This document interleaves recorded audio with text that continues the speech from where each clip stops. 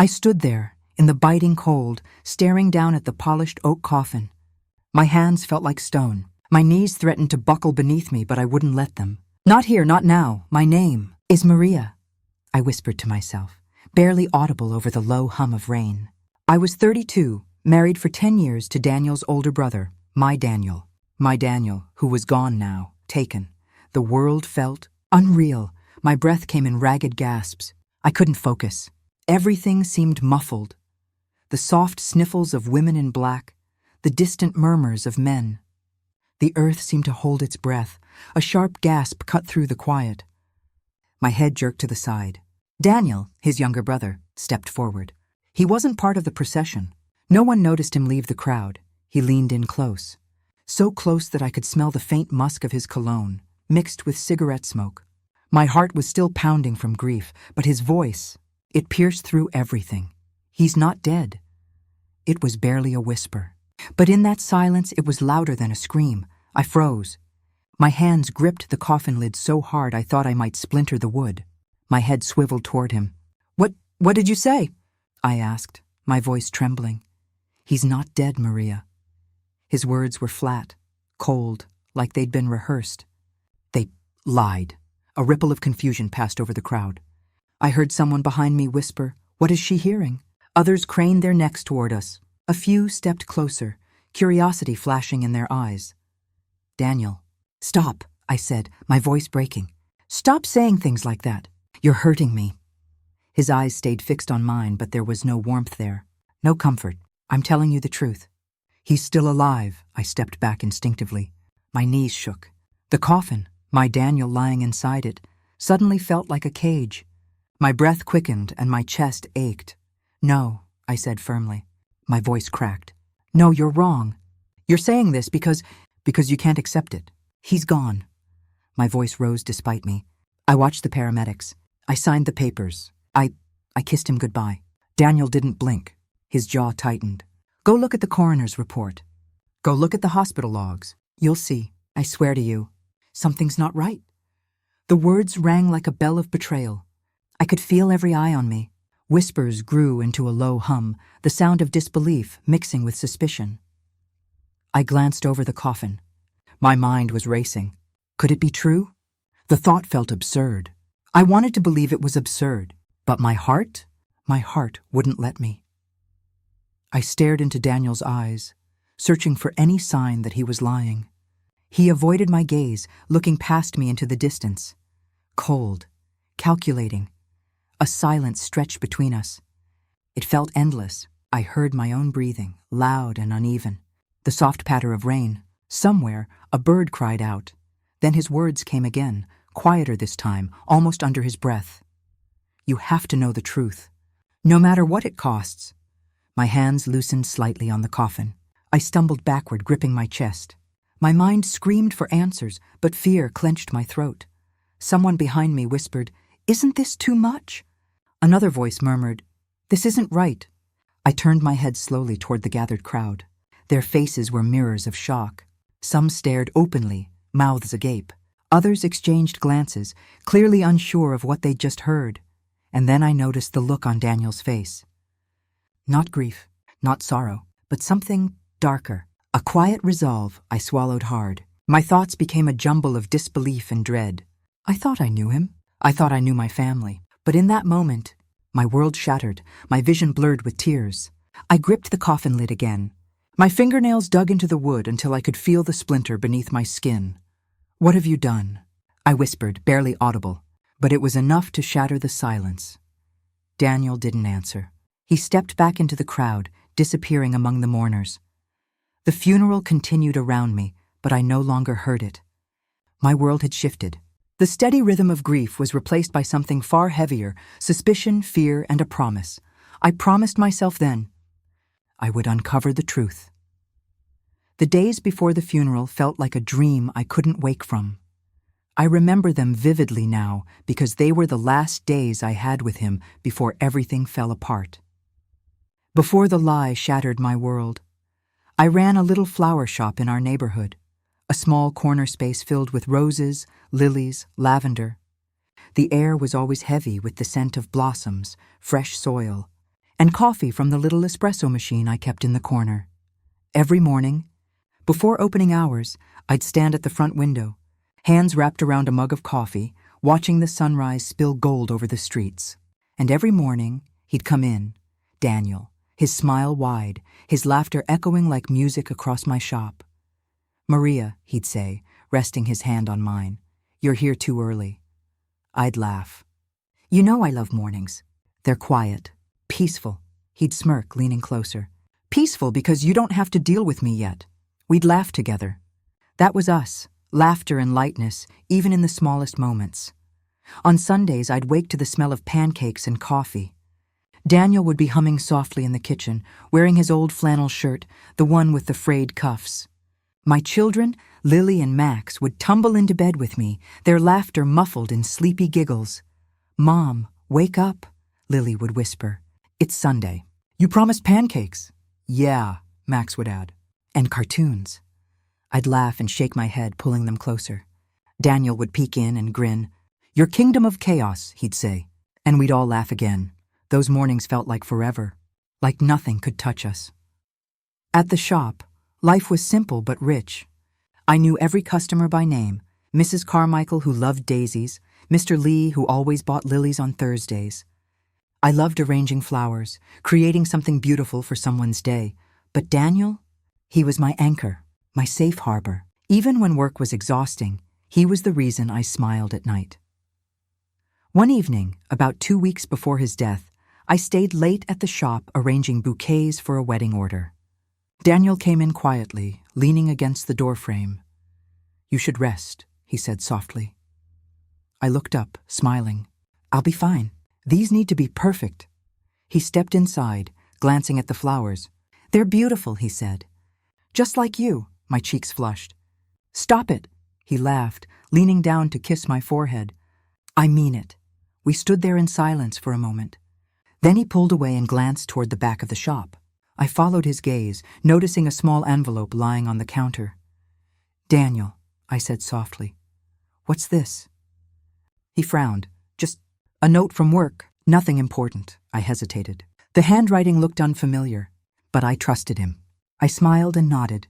"Okay," he smiled back. But there was something in his eyes, a flicker I couldn't read. I told myself I was imagining things. I told myself love was enough to ignore the rest. And then the funeral happened. But before that day, there had been moments, tiny, almost invisible cracks. There was the night he came home late without explanation. I waited in the kitchen until midnight. The coffee grew cold beside me, my hands wrapped around the mug. When he finally came in, his jacket damp from rain, he avoided my eyes. "Where have you been?" I asked quietly. He sighed. "Work. No calls, no texts." I was busy. His voice was short, tired, but I didn't push him. I just nodded. "Okay."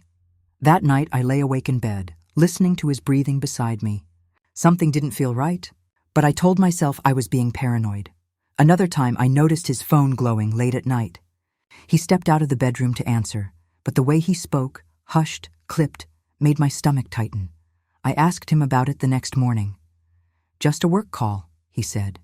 "Forget it," I did. Or tried to. We were happy. I wanted to believe we were happy. I wanted to believe he loved me. That was why his silence felt heavier. The things I brushed aside, missed calls, unexplained absences, began to gnaw at the edge of my mind. But I told myself, no. I couldn't allow doubt to creep in. I had Daniel. We had our children. Our life. I didn't notice the way his smiles became fewer. The way he seemed distracted during dinner. The way he lingered at the doorway, lost in thought. I didn't notice until it was too late. 2 days before his death, we sat in the kitchen after the children had gone to bed. Daniel sipped coffee in silence. I placed my hand over his. "Something's wrong," I said softly. He looked at me, eyes unreadable. "I'll be fine. I can't help but feel." I stopped. He looked away, and I swallowed my words. That night, I dreamt of him. Not the man I knew, but a stranger, standing in shadows, whispering words I couldn't hear. I woke with my heart pounding. The next morning, my life ended, standing now, gripping his coffin, hearing Daniel, his brother, whisper in my ear that Daniel wasn't dead. I understood that those small moments before his death were pieces of a puzzle, pieces I had ignored because I didn't want to see the truth.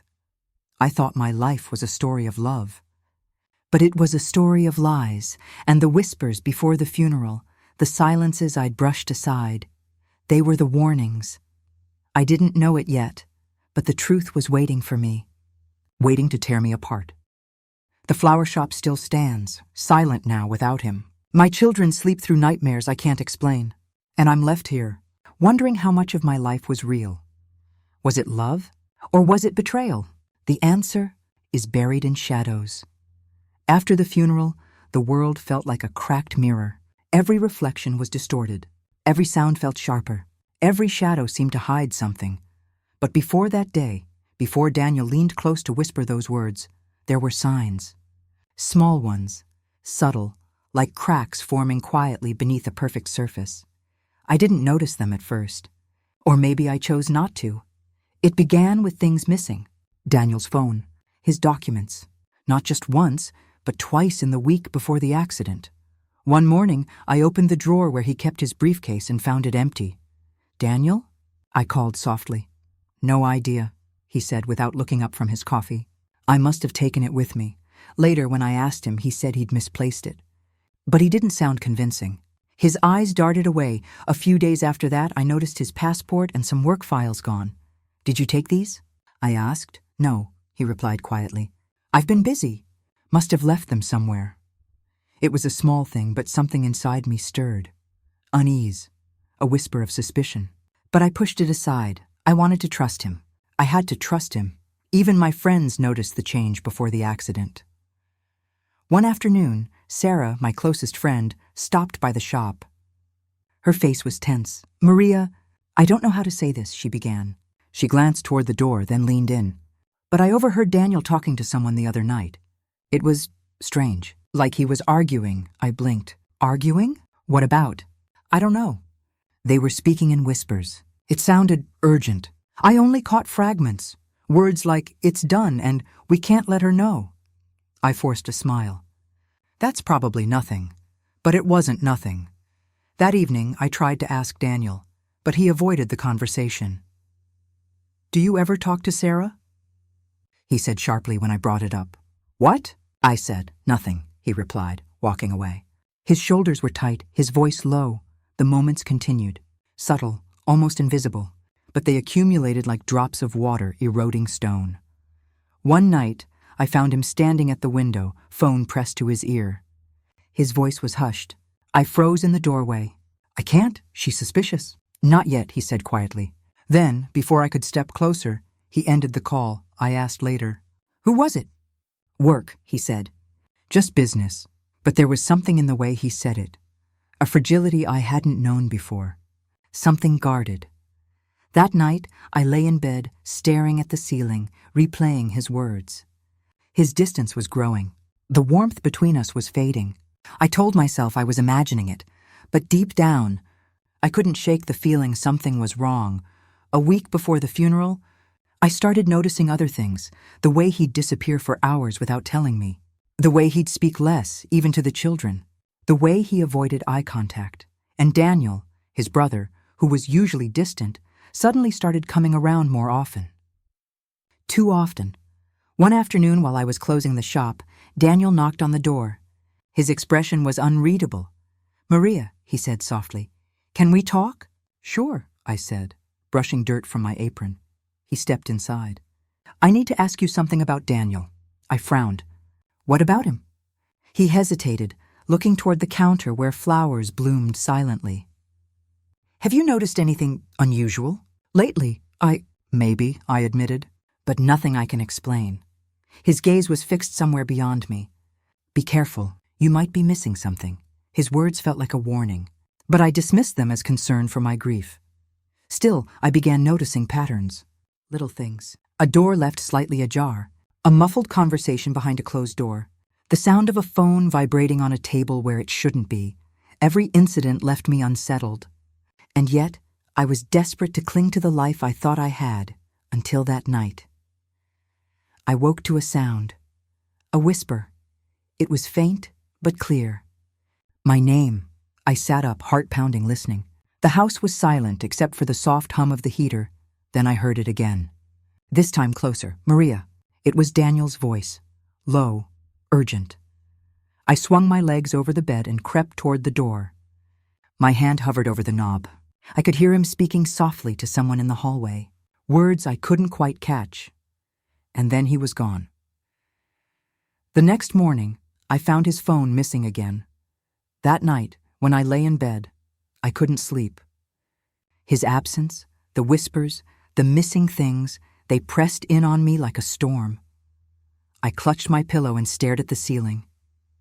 My thoughts replayed fragments of conversations, his strange silences, the way Daniel had looked at me at the funeral, and then Daniel's words came back. He's not dead. I closed my eyes, tears spilling without me noticing. The pillow beneath my face was damp. My heart felt heavy, like a stone was resting on it. What had I missed? What had I ignored? The pieces were there, but I had been too afraid to see them, and now I knew there was no going back. I didn't know yet what Daniel was hiding, but I knew this much. My life was about to change forever. The first thing I remember is the smell, dust, oil, and something metallic that made my stomach knot. I hadn't meant to go into Daniel's workshop. It was supposed to be a quick stop after closing the shop, but something inside me, an urge I couldn't explain, pulled me toward the back room of his store. The door creaked open under my fingers. Light from the street lamp spilled across the floorboards. I stepped inside, my heart hammering, the air thick and heavy. There it was, a safe. Hidden behind a stack of canvases and crates, my breath caught. I didn't know Daniel had a safe. It was small but sturdy. Black steel, locked. I remember thinking, this is it. This is the truth. I shouldn't have.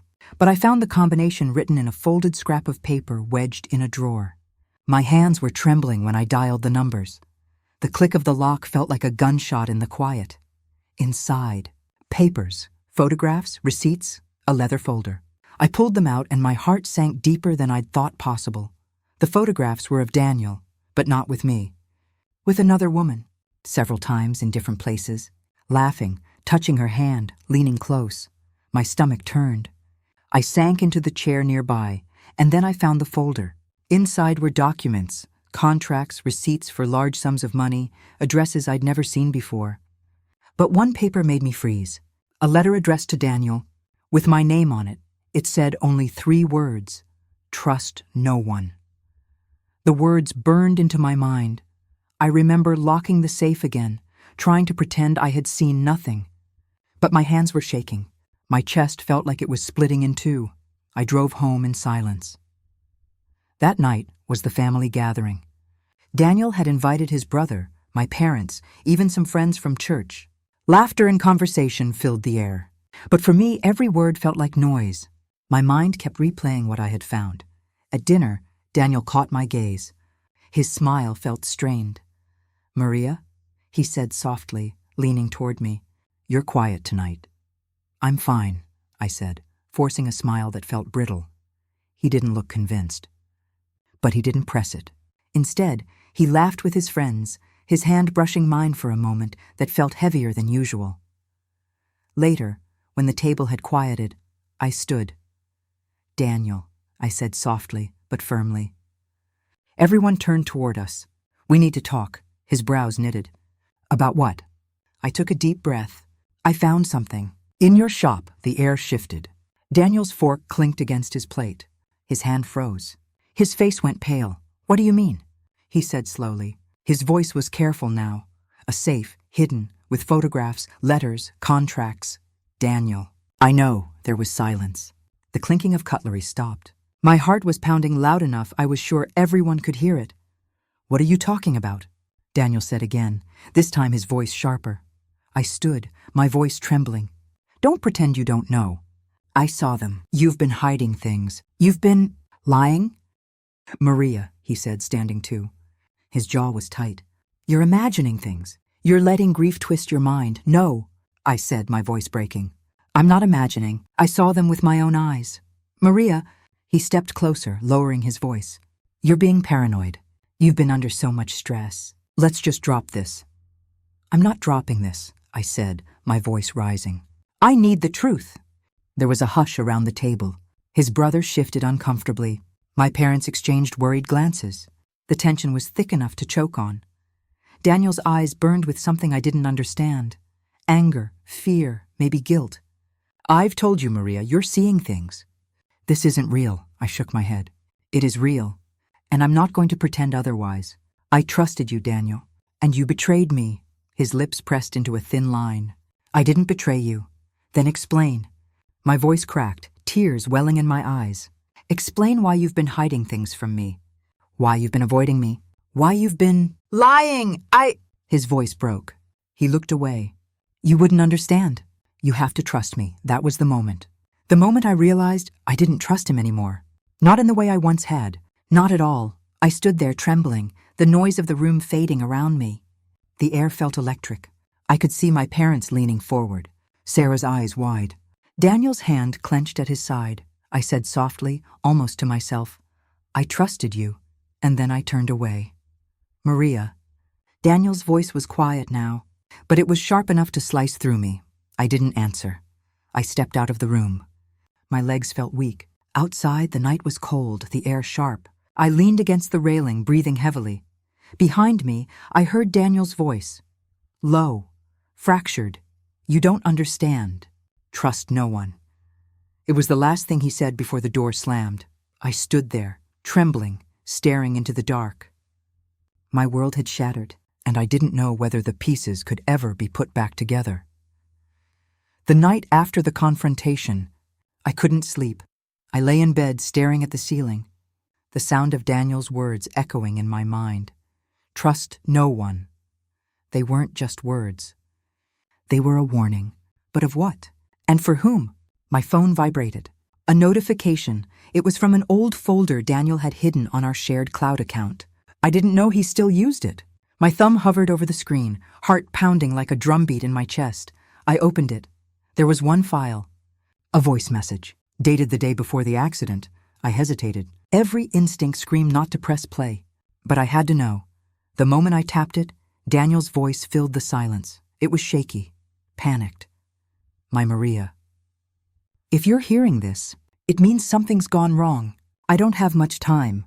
They're watching me. I don't know who I can trust. But please, you have to find the truth. Protect the children. Protect yourself. Trust no one, his voice broke. I could hear it, the raw fear, the desperation, and then, static, a final whisper. They're coming. I dropped my phone. The sound echoed against my skull. My breath came in short, sharp bursts. I couldn't breathe. I curled into myself on the bed, shaking. My mind replayed every moment since the accident. Every strange glance Daniel had given me, the way he had avoided my questions, the missing documents, the whispered conversations. I had seen the cracks. But I had ignored them. Now I understood. He hadn't been hiding an affair. He'd been hiding something far worse. I remembered the night before the accident. Daniel had been restless. He had paced the living room for hours, talking to himself. You don't understand, I had asked. Not yet, he said, his voice low. At the time, I thought it was stress, grief. I had let it slide. I told myself I was being paranoid, but that voice message shattered everything. The betrayal wasn't just Daniel keeping secrets from me. It was my own blindness, my own denial. I had chosen comfort over truth, and now I was paying the price. I lay there, my eyes fixed on the dark ceiling, and I began piecing it together. The missing phone. The safe, the photographs, the money, the addresses, the whispered words, all of it pointed to something dangerous. Something Daniel had been desperate to stop me from finding out, and if what he said in that voice message was true, then he was still out there somewhere, and someone didn't want him found. I could feel tears sliding down my face. Anguish, grief, fear, but also something else, something sharper, determination. I sat up. My pillow was soaked with tears.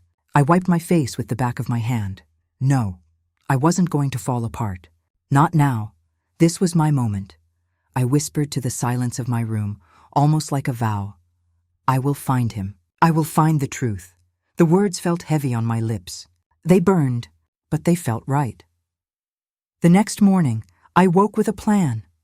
I went through the things Daniel had left behind. Every folder, every note, every scrap of paper became a clue. I had no idea what I was looking for, but I knew I'd recognize it when I found it. His workshop, the safe, his journals, even his phone records. I spent hours sifting through them, pulling fragments together. It was exhausting. My mind kept flashing back to the voice message. The fear in his voice. I remembered his eyes the night of our argument. Not anger, not guilt, but fear. That was the truth I'd been missing. It wasn't betrayal in the way I thought. It was a warning, and I had ignored it. By the end of the day, I had a small stack of papers and photographs I tucked into my bag. My hands were trembling, but my resolve was iron. I knew I couldn't go to the police. Not yet. Someone powerful was involved. Daniel's words made that clear. I had to do this myself. And then there were the children. Their faces came to me like a knife twisting in my chest. Daniel had said, protect them. That was my mission now. Not just to find him, but to protect them from whatever shadow we were under. I sat in my living room, staring at the photographs and papers. The air felt heavy. My body was exhausted, but my mind was awake in a way it hadn't been since the accident. This wasn't just about Daniel anymore. It was about survival. I thought of my father telling me once, when you stand at the edge of fear, you have two choices: turn away or step forward. I chose to step forward, I whispered again, quieter this time. But with steel in my voice, I will find him. I will find the truth. It felt like a promise. To Daniel, to myself, to my children, and deep down, I knew this was only the beginning. Because once I started pulling at the thread, nothing would be the same again. The quiet of the night surrounded me, but I was no longer afraid. I was ready. The next morning, I woke with a dull ache in my chest, but beneath it was a spark Daniel could no longer smother. I had his voice message looping in my head, the words repeating like a mantra. Trust no one. I knew I couldn't go back to being the woman who cried herself to sleep. Not anymore. I had to start somewhere. The first place I began was Daniel's study. The room smelled faintly of cedarwood and paper, his safe haven. But now it felt like a trap. I sat at his desk, running my fingers over piles of unopened folders. I opened one, bills, another, invoices, everything mundane, until I found a folder labeled simply, Project Aurora. I froze. The words felt heavy. I didn't know why. Inside were pages of cryptic notes, numbers, and names I didn't recognize. My fingers trembled as I flipped through. Before I could examine further, Daniel's voice startled me. What are you doing in here? I spun around. His face was unreadable. But his eyes? There was something there, cold, guarded. I was just checking some things, I said softly, closing the folder. You're imagining things, Maria. You've been through too much. Let it go, he said firmly. His voice carried that dangerous undercurrent I'd learned to fear. I can't let it go, I said, my voice breaking. Daniel's jaw tightened. You're paranoid. You're hurting yourself. And the kids. Let me handle this. But I could see through him. That was the thing. I knew I couldn't trust his reassurances anymore. That night, I met with someone I'd never expected to call. Claire. Claire was an investigative journalist. I had met her once at a charity event years ago, but we had never spoken much. I knew her only as someone who could dig deeper, who could ask the questions no one else dared. I called her. The line crackled before she answered. Maria. Her voice was wary. It's been years. What's wrong? I think Daniel was hiding something before the accident. And now I need to know the truth. My voice was trembling. There was a pause. Then, meet me tomorrow. I'll listen. The next day we sat in a small cafe. Claire's eyes were sharp, studying me with an intensity that made me uneasy, but also strangely safe. I've read your message, she said quietly, stirring her coffee. Something's off. Daniel's story doesn't add up. But you need proof. I have nothing yet, I admitted. Just a voice message and fragments of something I don't understand. She leaned forward. Then we start there. I can help you. But this is going to get dangerous, I nodded. I didn't care. Danger was nothing compared to the truth. Back at home, I began my quiet war. I checked his emails, his phone records, every folder, every drawer. Daniel was always nearby, watching, his presence like a shadow I couldn't escape. When I confronted him again, he denied everything. "I told you, Maria, you're imagining it." "Stop digging," he said one evening. "Why won't you just let me look?" I asked, voice trembling but firm. "Because it's not safe. You'll get yourself hurt." I stared at him. He sounded more like a man defending himself than protecting me. Every denial was another push, another sign. Daniel wasn't protecting me. He was protecting himself. Days turned into nights. Claire and I spoke often. She helped me connect dots I couldn't see. Names in Daniel's notes matched accounts overseas. Certain dates matched transactions. Everything pointed to something dangerous. Then came the night I found it.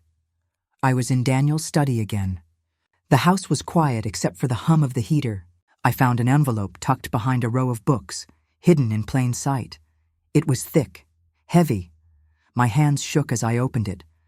Inside were photographs of Daniel, meeting with men I didn't know, exchanging briefcases, men in dark suits, places I didn't recognize. There were also documents, contracts, bank transfers, locations. Everything pointed to something secret, something enormous. I sank into the chair, clutching the papers. My breath came fast. This was it. This was proof. Daniel had been hiding something. I didn't hear Daniel enter until he was standing behind me. "Maria, what are you doing?"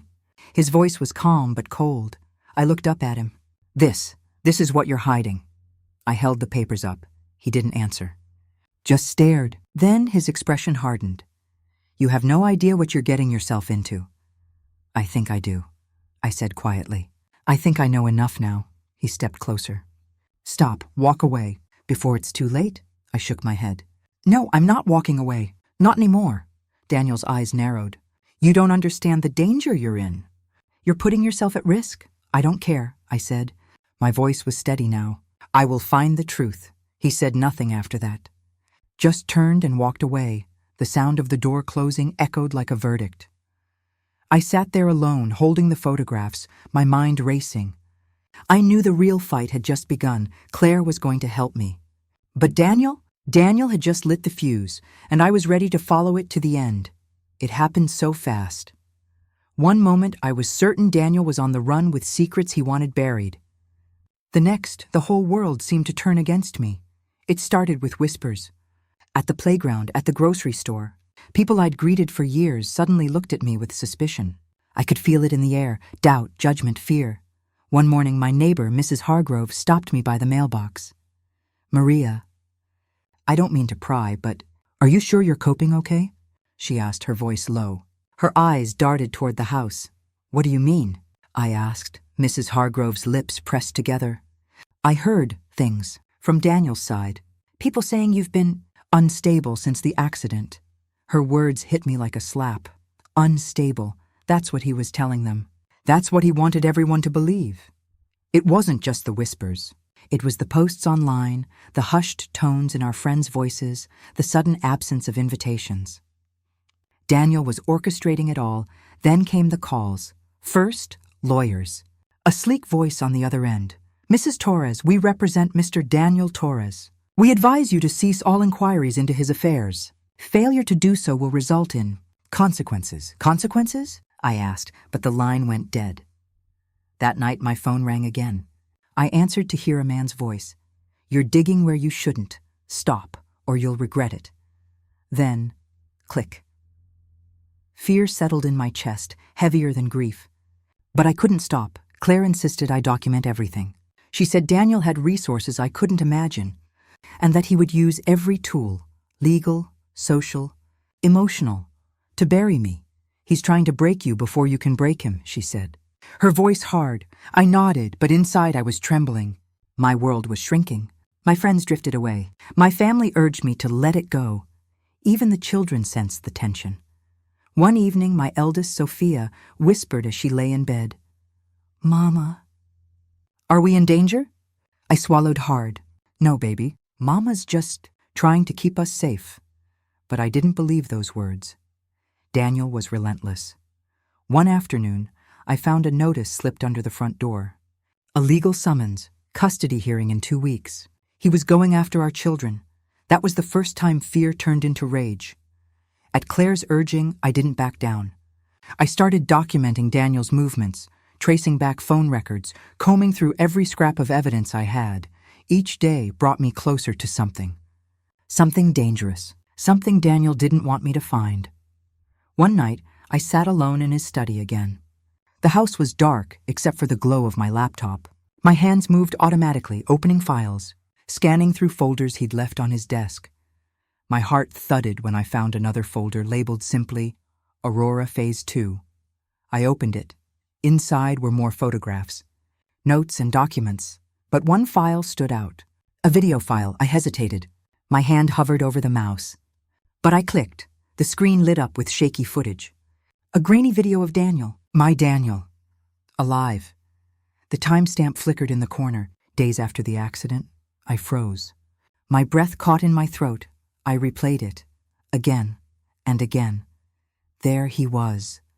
Looking around nervously, speaking into a phone. His voice low but urgent. Not safe here. I'll meet you tomorrow. You know the plan. The camera shifted, and I caught the name of a location, Harbor 12. My fingers tightened on the mouse. This was proof he was alive. Proof the accident wasn't what it seemed. I didn't notice Daniel enter until he was behind me. You're digging deeper, he said softly, almost a whisper. But there was steel in his tone. I didn't look up. I know, he stepped closer. You shouldn't. Every step you take, it pulls you further into something dangerous. Walk away. I can't. My voice was trembling, but I said it with conviction.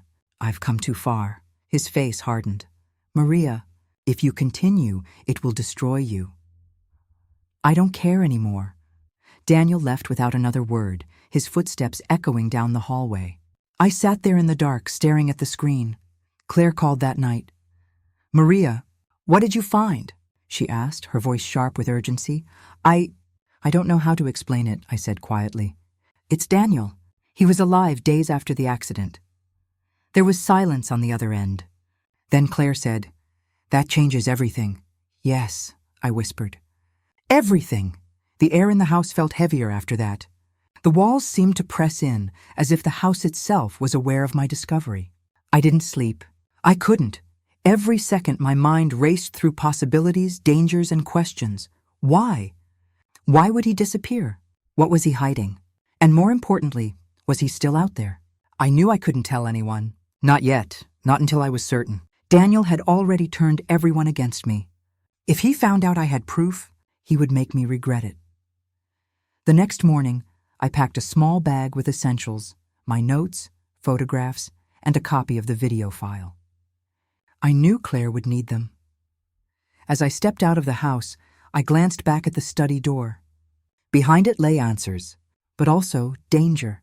Daniel's war against me had just begun, but now, my war had begun too, and I wasn't going to stop. The courtroom smelled of polished wood and stale coffee. My chest felt tight, my hands clammy. The papers in my folder were heavy, heavier than I thought a few sheets of evidence could be. I sat there, waiting for the judge, while Daniel sat across from me, calm, collected, staring straight ahead. No glance, no emotion, like a man who already knew he had won. Claire sat beside me, whispering softly. Maria, breathe. You have this, I shook my head. Do you? Do I? The room was silent as the judge entered. The air seemed to press in on me, every heartbeat loud in my ears. Daniel's lawyer spoke first. Your Honor, my client seeks temporary custody of the children. We believe the mother's current state makes her unfit to provide a stable environment. I froze. Unfit. Like that word could strip me of everything I'd lived for. When it was my turn, I stood. My knees shook. Your Honor, I'm not unstable. I'm trying to protect my children. I have evidence, proof. The judge raised a hand. Mrs. Torres, I have reviewed the submitted documents. Your claims have not been substantiated to the court's satisfaction. Temporary custody will be granted to Mr. Torres until further notice. The words hit me like a physical blow. I felt my knees buckle. Claire caught me. Maria, she murmured. No, I whispered fiercely. This can't be happening. I looked at Daniel. His expression was unreadable, but there was satisfaction there, quiet, controlled. That night, the house was silent except for Sophia's soft sobs upstairs. I sat on the couch, staring at the floor. Claire paced nearby. "They've taken your children," she said quietly. "I know it feels like the end, but it's not. You have to regroup." "How do I regroup?" I asked, my voice breaking. "They took them, and they called me unstable. They didn't even look at the evidence. I've lost everything." Claire stopped pacing and looked at me. "You lost a battle, Maria, not the war. This is your breaking point, or your turning point. You decide." Her words lingered in my mind. That night, I lay in bed staring at the ceiling, questioning everything. Am I losing my mind? Was Daniel right all along? Was I chasing shadows? The doubt crept in like a cold shadow. It wrapped around me, whispering that maybe I was powerless. Maybe I should just give up. But deep down, I knew I couldn't. The next morning, the house felt emptier. Sophia and Matteo were gone. Daniel had moved them out quietly. No goodbyes. Just silence. I went to the study. My eyes found the folder again. Aurora Phase 2. I pulled it open and stared at the video I had watched the night before. Daniel alive. Days after the accident. I pressed play again. His voice sounded raw, urgent. "Not safe here. I'll meet you tomorrow. You know the plan." That line echoed in my head. I could almost feel him saying it to me, taunting me. I shoved the laptop aside and buried my face in my hands. I wanted to cry. I wanted to scream. But instead, I sat in silence, letting the despair wash over me. Claire came in later that afternoon. "Maria, I know this is hard," she said gently, "but listen. You have proof now. The custody loss. It's a setback, not a stop." I looked up at her, eyes swollen. "I feel so alone, Claire. So crushed. He's taken my children, taken my voice, taken my life." Claire sat beside me. "That's why you can't stop. You have to keep going for them. For yourself." A part of me wanted to believe her. But another part, the part buried under exhaustion, grief, and doubt, whispered that I had no strength left. That night, I lay awake in the dark. The house creaked with silence. Somewhere upstairs, the children slept. Daniel was probably watching everything unfold with a quiet smirk. I felt broken, defeated. But somewhere, deep inside, a spark refused to die. I whispered to the darkness, barely louder than breath, "I won't stop." It wasn't a vow shouted into the void. It was a quiet promise, fierce, unyielding. Even if they took everything else, they wouldn't take my will to fight, because I knew the truth. I had proof now, and proof was my weapon. No matter how deep Daniel buried it, I would dig it out. This setback was not the end. It was the turning point, and I would rise. I didn't sleep that night, not a single hour. My bed felt too empty without the sound of Sophia's breathing beside me, without Matteo's small footstep sounds in the hallway. I sat at my kitchen table with the folder in front of me. Aurora Phase 2. Daniel's voice haunted me. His calm, dangerous words playing over and over in my mind. "You know the plan." I knew it.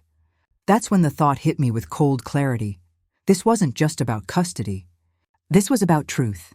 And if I wanted truth, I had to take action. Claire knocked gently at my door the next morning. She stepped in carrying 2 coffees, eyes tired but sharp. "You're going to burn out," she said softly. "I can't stop now," I said. My voice was low, resolute. "I've lost too much. I'm not letting him erase me." Claire set the coffee down. "Then we plan. But we need allies." I nodded without hesitation. My mind raced. I thought of Samir, the investigative journalist Claire had brought into my life. I thought of Priya, my lawyer who'd quietly supported me despite the risks. Later that day, I met Samir in a small, dim cafe downtown. The smell of coffee was bitter, the air thick with rain. "Maria," he said quietly, sliding into the booth. "You look tired, but there's fire in your eyes." "I am tired," I admitted, staring at my coffee like it might give me answers.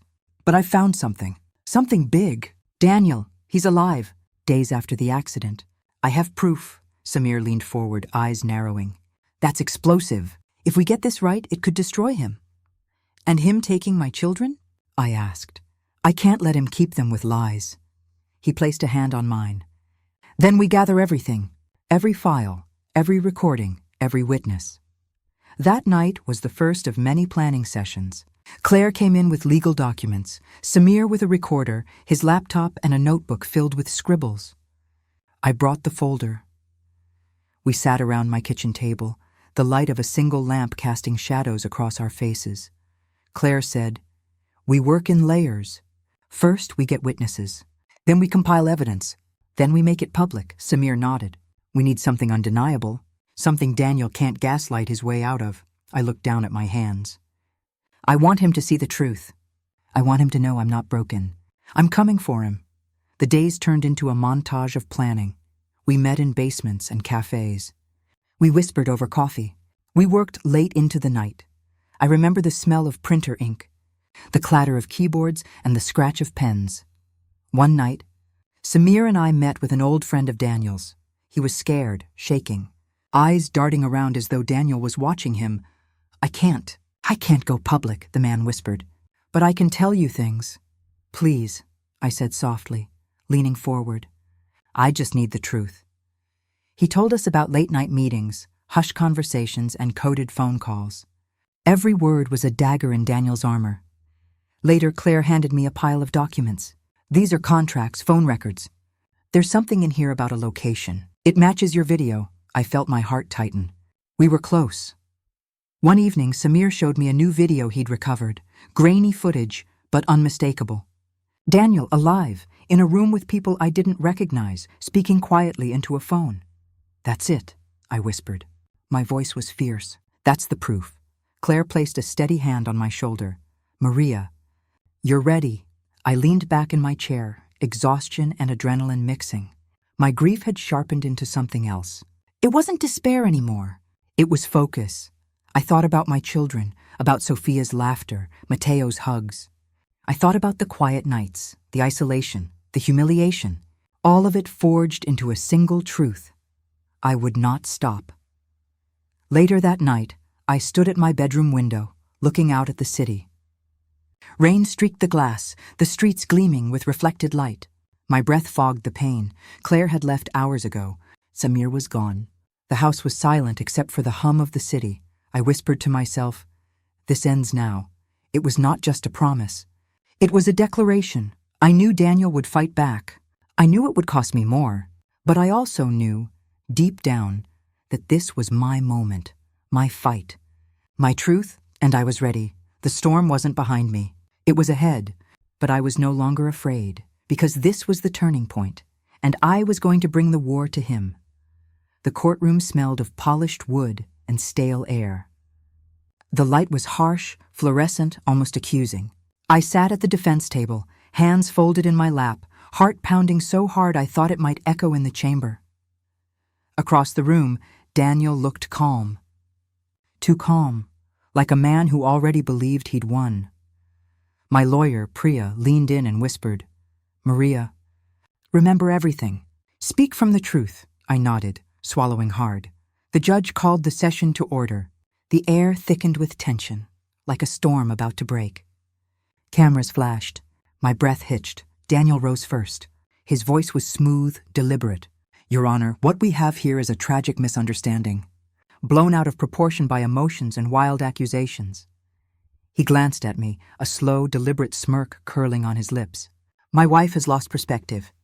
She's clinging to a narrative that doesn't exist." The murmurs began. I clenched my fists under the table. Priya stood next. "Your Honor, we have evidence proving Mr. Daniel lied about the timeline of his accident and survival. We have witnesses, documents, and video footage." A hush fell. Daniel's smirk faltered just slightly. "Let's see it then," the judge said. Samir stepped forward, carrying a slim case. His camera feed flickered to life on the courtroom screen. Grainy footage filled the room, Daniel alive, talking quietly with unknown men days after the date he claimed to have died. The courtroom gasped. I could feel my own breath stop. My chest tightened. Daniel's voice rose, controlled but strained. "This footage is fake. A fabrication. There's no proof it's genuine." Priya slammed a folder onto the table. "We have the raw files, Your Honor, verified by independent sources. We have timestamps, location data, phone records." Daniel glanced toward me, eyes narrowing. "You'll regret this, Maria." His voice was low, dangerous. I kept my gaze fixed ahead. I couldn't look away now. Not after everything. The prosecution called witnesses. One by one, fearful faces told their stories, whispered testimonies about Daniel's secret meetings, his threats, the strange calls. I saw the truth in their eyes. I felt the weight of every lost night, every tear I'd shed. Claire handed me a small note, my cue. I stepped forward when called. My voice trembled, but I forced strength into it. Your Honor, I'm not here to destroy my husband. I'm here to bring the truth to light. My hands gripped the stand. My voice grew steadier. I loved him. I trusted him. But he lied. Not just to me, but to the court, to our children, to everyone. I paused. The courtroom was silent. Every eye fixed on me. I have proof Daniel was alive days after his so-called accident. I have proof he manipulated evidence, silenced witnesses, and used that lie to take our children away. And I will not let that stand, a voice interrupted. Objection! Daniel's lawyer stood. The judge called for order. I could feel the weight of every second dragging me towards something I could never go back from. Priya stood beside me. Your Honor, I submit this as incontrovertible evidence, video, witness testimony, documented proof. She handed the judge the files. Daniel rose again, his voice sharp. This is slander. This is a witch hunt. My wife is unstable. She's fabricating evidence out of spite. I stepped forward.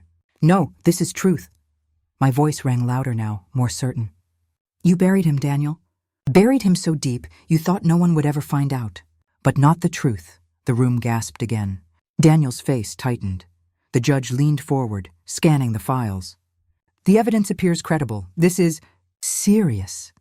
Daniel's voice dropped to a whisper, but I heard it clearly. You think this changes anything? It does, I said quietly but fiercely. It changes everything. The silence was deafening. I could hear my own heartbeat pounding in my ears. A few minutes later, Daniel's lawyer sat down, his face pale. Daniel himself sat rigid, eyes fixed on me, not with hate, but with shock. I stayed where I was, feeling the truth like a wave washing over me. I wasn't just fighting for my children anymore. I was fighting for justice. When the judge finally spoke, his voice was calm but firm. This court will review the evidence.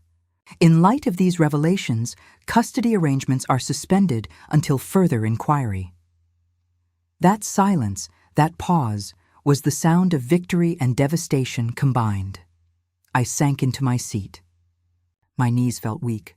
I closed my eyes for a moment. When I opened them again, Daniel was staring at me, his expression unreadable.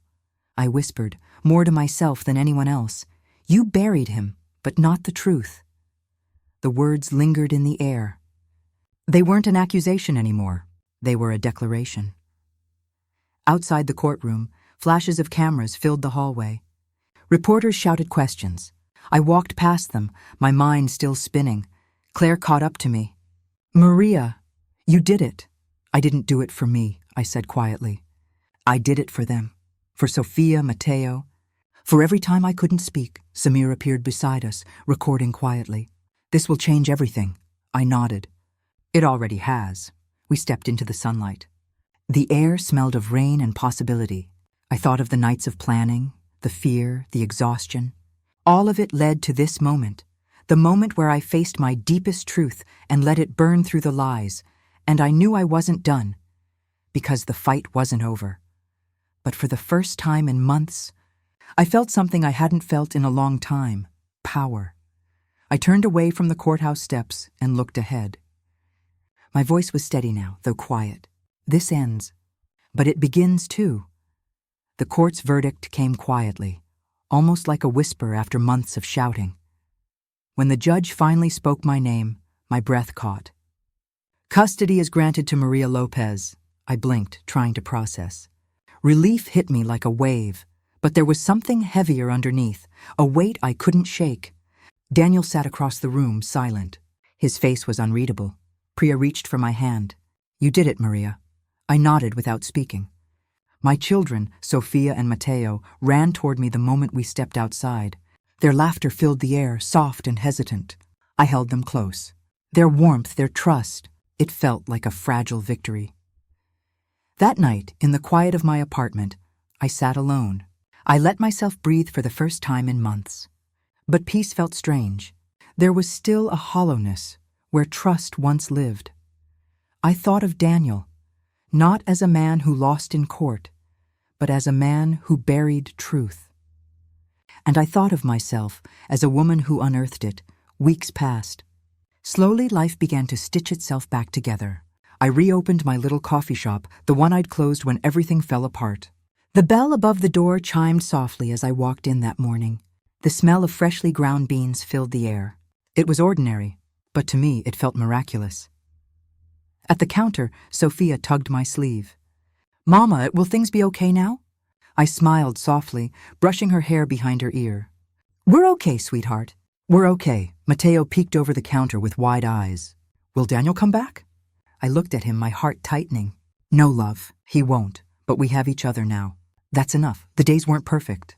Sometimes I woke in the middle of the night, the sound of Daniel's voice in my head, the fear creeping back. Sometimes I cried quietly when I thought the children were asleep. But I learned to stand taller with each sunrise. One afternoon, Priya stopped by the shop. "How are you holding up?" she asked, setting a cup of coffee beside me. "I'm surviving," I said. "But there's something else, too. I feel free and scared," she smiled knowingly. "Freedom always comes with fear. But you faced yours, Maria." Her words lingered as I watched my children laughing in the corner, the steam curling from their hot chocolate cups. I knew she was right. I had faced my fear. I had won.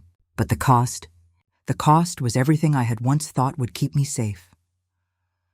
Months later, I stood in the shop doorway, looking out at the street.